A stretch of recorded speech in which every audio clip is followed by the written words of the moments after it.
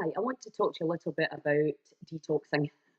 Big buzzword right now. And to be honest, I'm not a great one for New Year resolutions because we all know what happens. You can just cause yourself much stress. But I think January is a good time to sort things out and take a look at your health and your wealth and your happiness.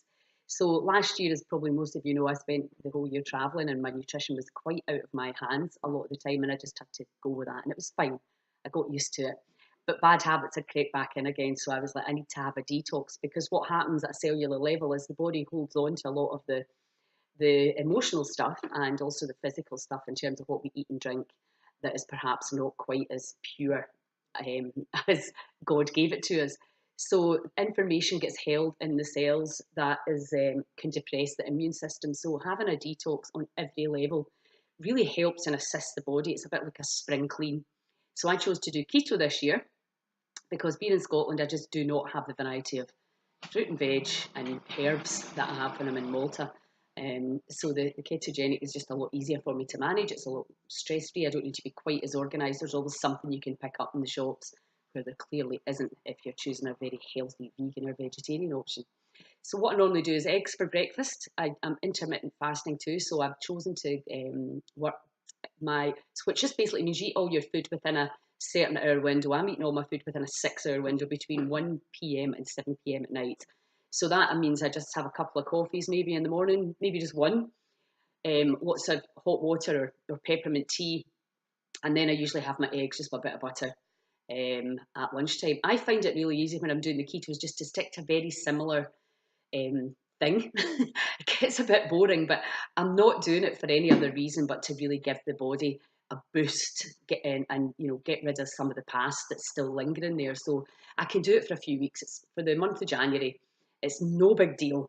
So I tend to eat the same things over and over again: Thai curries, roast chicken, eggs, a lot of eggs, avocados, olives, a lot of coconut oil. Yesterday, what I did was I just put a few tablespoons of coconut oil into the frying pan, one of the few fats that stays stable at heat, and then I just put loads of spices in: cumin, turmeric, garam masala, chilies.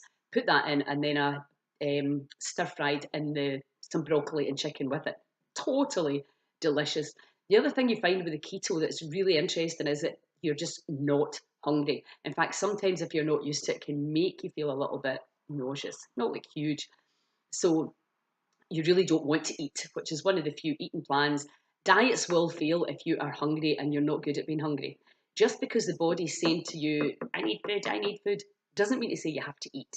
We can totally override the feelings that we like to soothe and calm with food or something to drink. So it's really empowering to go, yeah, that's a feeling, but I can ignore it. I can let it go.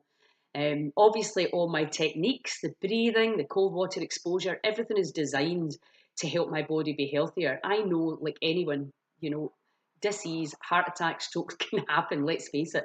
You see people living these perfect, their version of a perfect life, and then they get sick. None of us can guarantee that we're going to dodge that. But what I do like to do is I like to be mobile. I like to be fit. I like to climb mountains. I like to get in the sea. I like to clamber over boats and do all the stuff that I've always been able to do.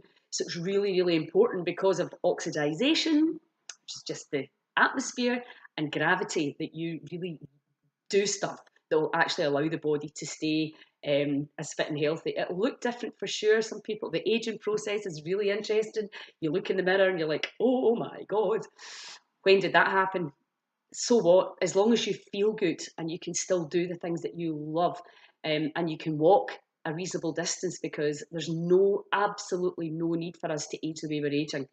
I look at people in the street and I think, I get you in the Vibra gym and I just juicing for a week, and you would be in so much less pain and you'd be so much more mobile.